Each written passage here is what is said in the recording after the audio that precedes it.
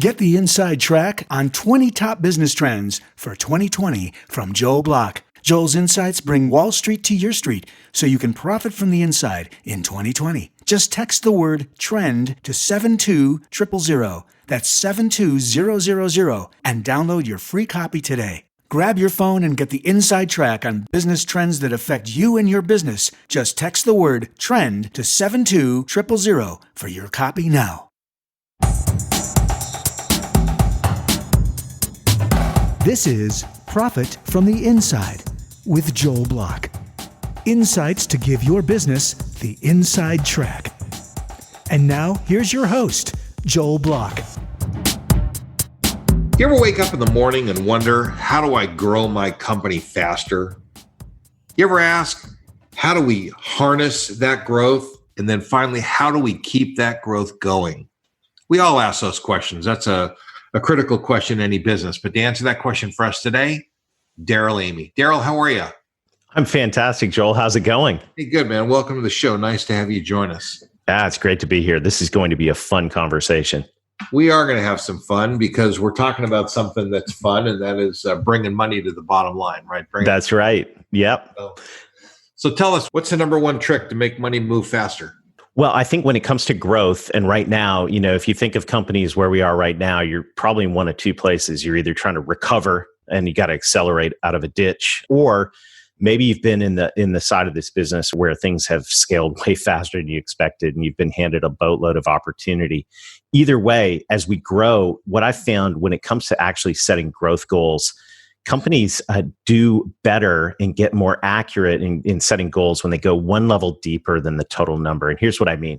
If you boil it all down, this is how I think about it, Joel. I'm curious what you think. But if you boil it all down to its like most basic level, there's really only two ways to grow revenue. And in the power of this, it comes into the goal setting and actually how you structure your company. Number one is obviously net new. We get new logos, we get new business. That's the lifeblood of any organization. The other way to grow revenue is obvious as well, is that we cross-sell more to our current clients.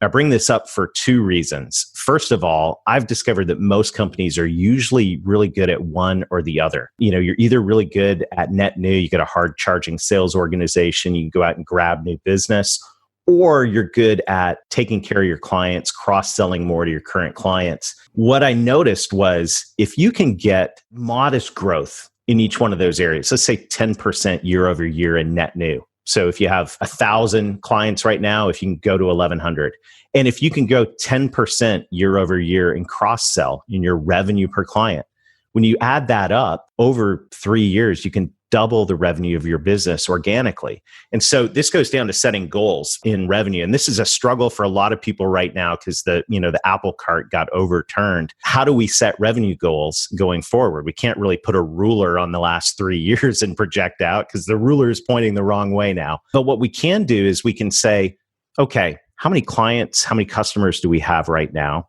And what type of growth do you think we could reasonably drive in the number of clients? And then we could also look at our revenue per client and go, if we got strategic and put processes in place to take care of our clients better and to cross-sell, what do you think we could do in terms of moving the needle in terms of revenue per client? You take those two numbers, add them up, number of clients times revenue per client, add all that up, and now you've got a growth goal that's based on some actual numbers, your client growth and your revenue per client. And right now, I think as companies are looking through the crisis and past the crisis and trying to figure out how to set goals going forward, that is one of the ways you can get your arms around the growth of your company. So, what's the insider trick on this? The insider trick is don't just think about the big number. Think about those two drivers. How many clients do you have and what's your revenue per client? What I like about it is that it's a formula that people can follow. That's right. So in other words, get your client, go deep with them. So first you got a client, and you get this multiplier effect. And I like that. So you can grow the rate of your company pretty fast if you're focused on those two things. Is it the same team of people who get your new people as who drive more business from your existing people? Yeah, that's a great question. And it depends on the organization. So I think, behind all of this is processes. If you boil business down to its most basic level, I think you really have people and processes, or for my Canadian friends, processes. And I'm a Canadian kid that married a Southern girl, so go figure that accent out. But nonetheless, if you look at a business, just zoom out and look at the entire business, you're going to find people and processes. The thing about that is, if you go, most areas of a business, let's talk about process. You go in the accounting, finance department, there's processes for billing, collections. You go in the HR department, processes for hiring, onboarding, firing, shipping and receiving as processes. Go into a sales department. What do you find? Most sales teams, it's like, I just got back from vacation. We went out to the Grand Tetons in Wyoming. It's like the Wild West, right? There's a tumbleweed blowing through. There's a couple gunslingers leaning up against a building, flipping a coin. And sales, the process is, hey, just go out and sell something, go make some more calls. Marketing's not much different. And, I've, as we were talking about before the show, I'm a recovering sales rep, 27 years in the B2B sales space. I am down to therapy twice a week, so it's going pretty well. But also been very involved in marketing, digital marketing in particular, for the last 17 years. And marketing's no different than sales. A lot of marketing is obsessed with the latest shiny objects and gadgets. And don't get me wrong, there's a lot of cool gadgets in the marketing world right now, but where is the process? And so, to answer your question, does the same salesperson onboard, go get net new and then farm or nurture those client relationships? The answer to that is it really depends on the organization. It depends on the size of your organization. It depends on the types of clients that you have. We've had lots of great conversations on the Revenue Growth podcast about this. Some organizations, they segment the entire process. You've got sales development reps that, generate the leads. Then you got someone to close the deal, and you've got client success reps. And some of them even have onboarding reps before client success reps. So is that efficient? Maybe does the client get bounced around like a ping pong ball? I don't know. My sense is that the very biggest companies have these incredible processes. Everything is process driven. Salespeople will sell by script. The little teeniest, scrappiest companies, no scripts. Maybe that's why they're scrappy, because there's no script, no scrap. To me, our middle-sized companies are somewhere in the middle. Is that I think you have to give a framework to the salespeople, and they have to, do their thing. I don't think personally that somebody who is good at selling a new account is the same person who's good at going deep with an existing account. Banking is the best example. Mm-hmm. Is they have these business developers which go get new clients, and then they have account managers which basically try to get more share of wallet from the same guy. Now, their model is perfect. Their implementation is frequently terrible, right? Yeah, because they'll mix the people back and forth, and they don't see any difference between the people. To me, one personality is good at one thing, one personality is good at another thing. Even administrative people can do the account management and go deep thing to some extent. It takes a certain selling personality to develop new business in general. This is my bias, but it's kind of the way I see the world. I agree, by the way. Yeah. And I came out of a hard charging, intense sales culture. I mean, my first job straight out of college was selling office equipment, and it was, go out and, you laugh, right? What's that? Like copiers? Oh yeah, like absolutely.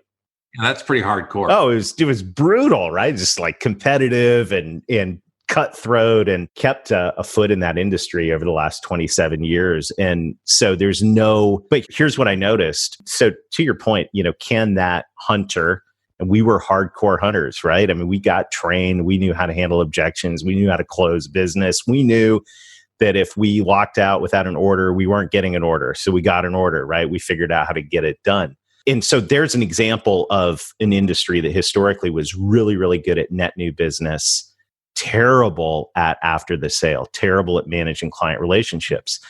And so what do you do? It's interesting, because if you think about an industry like that, where they sell technology to offices, obviously a device like a printer, a copier is only one piece of many pieces of technology that company could sell. But for the most part, since they were hunters, all they did was sell that one piece of technology. So how do you solve that problem? The way that industry typically tried to solve the problem is they would badger, beat, beg, coerce shame, do anything to the hunter salespeople to say, go talk to them about these other things that we sell. And it just didn't work. What needed to be there were processes. So, for example, and those processes are a combination of marketing and sales processes. So think about a process. I mean, that, if your company is great at landing new deals, if you're great at, slamming the deal, what's the process then after the order? So for example, what is the onboarding process like? And is that process consistent and strategic? Is it something that's repeatable? And does that onboarding process, if you have one, does that onboarding process begin to set the stage for the cross-sell? Then once they are a client, what's the process to continue that relationship? Because most companies that are great at net new, the only time they talk to their clients are when it's time to renew.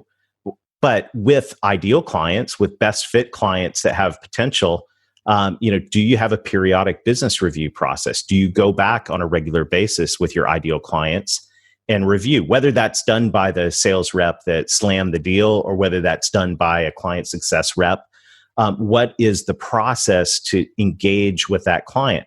And so, if you go into most, and there's just two examples right there of core processes that are absent in most companies that are great at net new and not great at cross-selling. So, an onboarding process, a periodic business review process, two core sales processes that can be put in place and executed to begin to set the stage for cross-sell.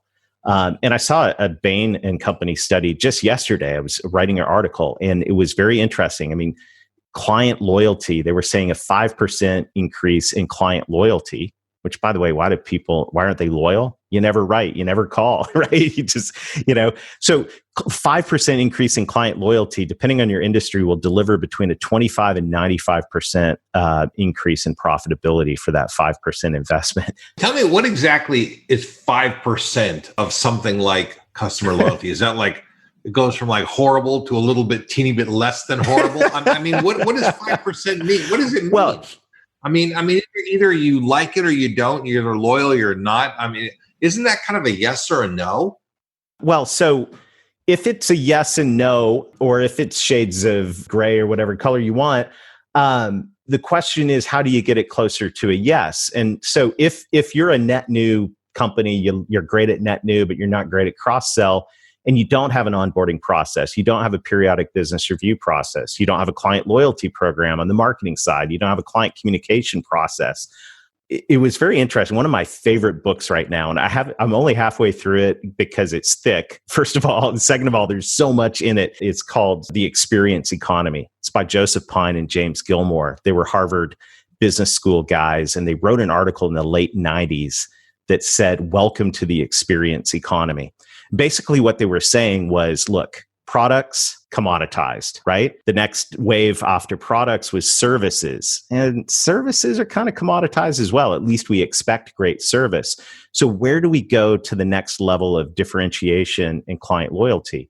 What they say is that we're in an experience economy now, that the better the experience we can create, not only the more value we add or perceived value we add, the more client loyalty we drive. So if you think about, if I love these shows that are on TV right now, we're Undercover Boss, right? Where they go out and the boss puts on the wig and the mustache or whatever. And, they go, they're undercover trying to see what the employee experience is like. But what if you were undercover boss in your company and you were able to be a client, and you were able to, like a mystery shopper? Yeah. What if you were the mystery shopper? Like from the time that client signs the order, sorry, Tom Hopkins approves the details. We were all hardcore trained back in the day by Mr. Tom Hopkins. God bless Tom Hopkins. From the time they approve the paperwork all the way through to that life cycle of being a client, what's the experience like? And from a sales and marketing perspective, I want, client satisfaction. I want good net promoter scores. I want goodwill and all of that. But I also want that experience to be structured in such a way that it sets the stage for, man, how else can I work with this company?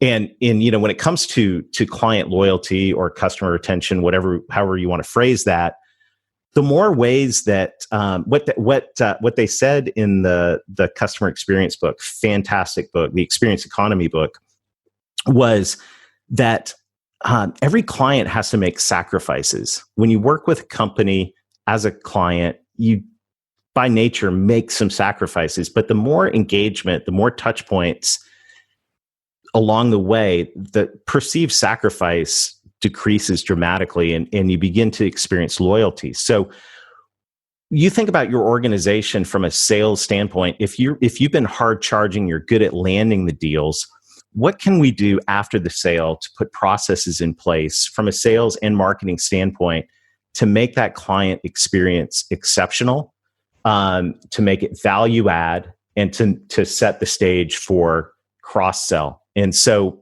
once again, onboarding process. Do you have one? If not, make one, and think, how can we set the stage? And we go into this in the Revenue Growth Engine book. The last half of the book is all about sales and marketing processes you can put in place. What's your periodic business review process? Do you have a client loyalty process? Do you have just even a communication process for your clients? All different ways you can think creatively to not only build client loyalty, but set the stage for the cross-sell conversation. Remember, if I can grow modest amounts in net new and also grow modest amounts in revenue per client, that the math doesn't lie. You can double revenue in 36-ish months organically doing that, which is really astounding. Well, you're also going to probably reduce defection, clients that leave. But here's the interesting thing: this experience economy. What I like about it, and I'm not familiar with this, is for retailers, especially if they don't deliver an experience, you might as well just buy from Amazon. Well, Amazon delivers a great experience. Well, no, Amazon's experience is fantastic. Truthfully, for a company that really selling commodities, because that's what they're selling, they do a brilliant job. I mean, I love buying on that site. I mean, it's fast, it's easy, it's convenient. It's handy. Everything about it is easy. They tell you it's going to be there on Thursday. It's there on Thursday. I don't know, 2 hours before. Here, you could see where the truck is. You could see the truck driving around your neighborhood. They have made an amazing experience, right? Amazing. Which we got a lot to learn because it's virtual. Yeah. But retail companies are not really doing as good of a job. Now, I will say some companies are starting to wake up and they're starting to figure out, how are we going to do better at this? Now, so my question, you got all these different processes. I have an onboarding process. And I mean, it sounds like you got processes to figure out processes. I mean, that's a lot of processes. Yeah, you got to process, right? Is technology a big driver of succeeding with this? Is AI used in these things, figuring out what client needs what? I mean, because you can't just drip. Okay, on the 40th day, they get a survey. Mm-hmm. On the 50th day, they get a this. On the 20th day, they get this. On the first day, they get a letter from the president. I mean, is it just like a drip campaign, or is it much more sophisticated? So the first thing, what's nice about processes, by the way, is once they're in motion, they're like, you can keep them in motion.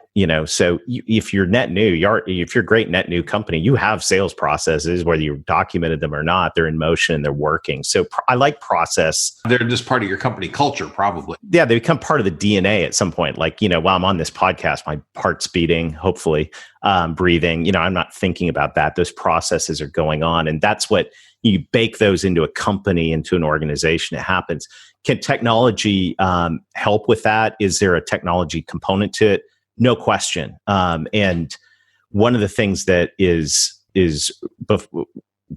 after I talk about technology, just remind me, I want to talk about how to simplify this because it can get complicated. But technology is very it's exciting right now, the innovation in the sales and marketing space, marketing automation, sales enablement, that world. It can get overwhelming because there are now well over 1,000 providers in that space. And I'm sure 3 companies launched while we were recording this podcast. However, there are a lot of, the cool thing about that is there's a lot of innovation around saying, how can we streamline and automate and at least, make some of this stuff more consistent. But a lot of people get overwhelmed when they think about things like this. And here's the simplifier. If you want a trick on this whole thing, the inside track to growing your company is this. It goes back to a dude that we're all familiar with that lived in the 1800s in Italy. His name was Vilfredo Pareto. Vilfredo came up with the good old, what a cool name, by the way. Vilfredo came up with the principle of the 80-20 rule. And so when we go in an organization, one of the first questions we ask when we're beginning a revenue growth strategy is actually really simple. Hey, tell me about one of your favorite clients. Everyone go around the room. Tell me about your favorite client. The characteristics are always the same. They value what we do. They, appreciate, they respect our advice, that we enjoy working with them. They have loyalty. They give us references. They pay their bills on time, et cetera. And then I say, okay, well, these ideal clients that you just told us about, your favorite clients, what if they bought everything that your company sold over the next 10 years? What would they be worth? That's always a fun exercise because it puts everything in perspective, because that number is usually really eye-poppingly big. And then I said, okay, well, tell me about your average client, the 80%, the bread and butter, the up and down the street client.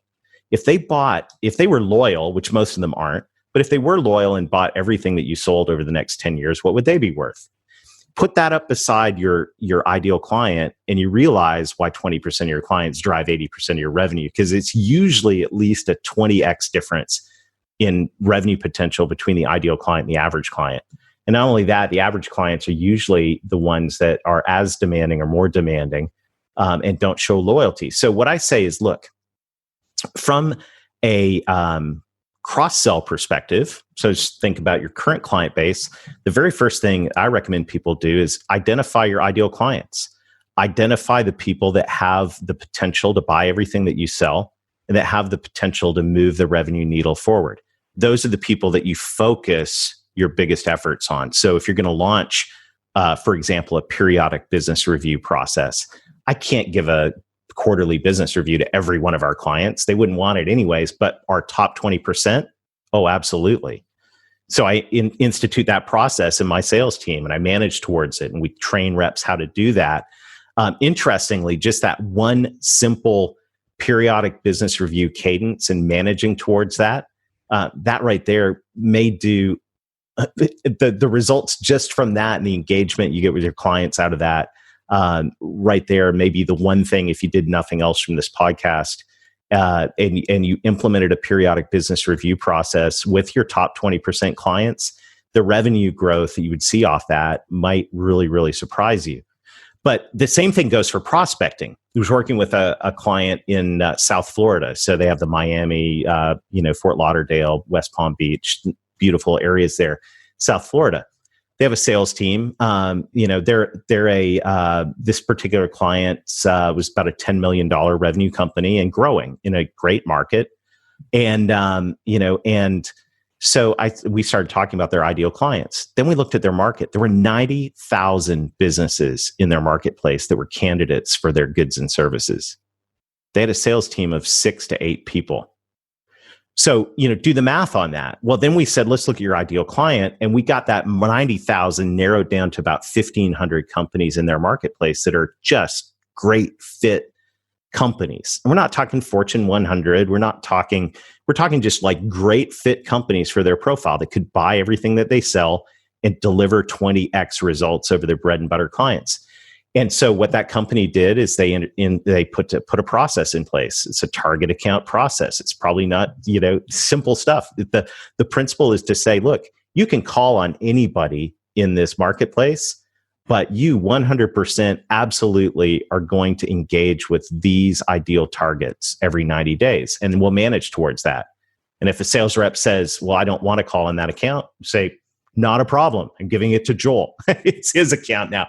Because as a business owner and as a leader of a sales team, you look and you go, okay, these are our ideal prospects. They need to know who we are. So we're going to ensure that, our sales team will take an order from anyone. They can call on anyone they want. But 100%, we are going to have the measurement on that is 100% coverage. We're going to have 100% sales and marketing coverage on those ideal prospects.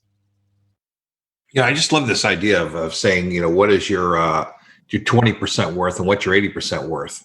I mean, that is a really smart exercise, because that really does kind of on paper put right in front of you, where you should be spending your time and developing these special processes. and I love some of these insights, but it also makes me think that once you kind of have these people identified, then you could think about affiliate programs. You could think So about many different things. cross-selling with other companies. You can think about referral programs.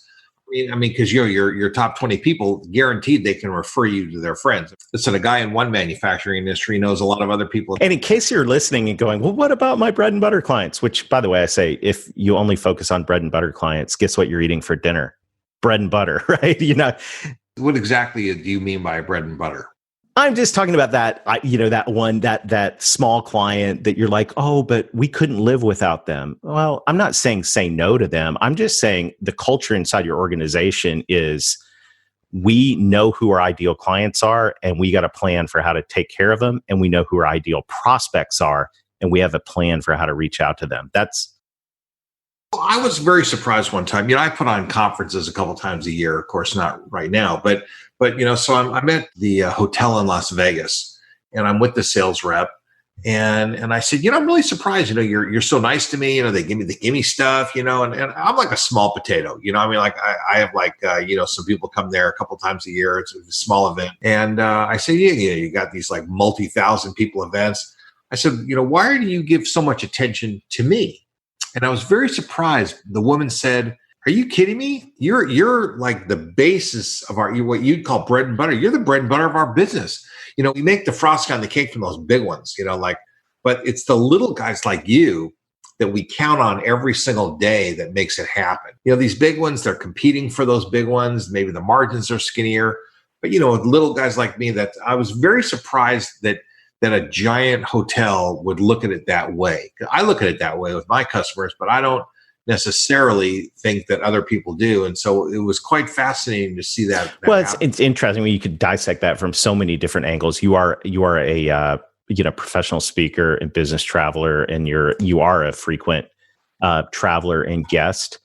However, I guarantee you the person that is responsible for booking the 3,000 person conference that's at that hotel that week, they got treated a little bit nicer than you did. I mean, so don't hear me wrong. I'm not saying take terrible care of your 80%, but I'm saying first, make sure that you've got processes in place to cover the ideal prospects and to manage your ideal clients. And the reality is that I find in most companies, Joel, is no one's even asked that question. Like, who are our ideal clients? I say I'm a frequent flyer. I used to be a frequent flyer. I'm a frequent Zoom meeting attender now, like all of us.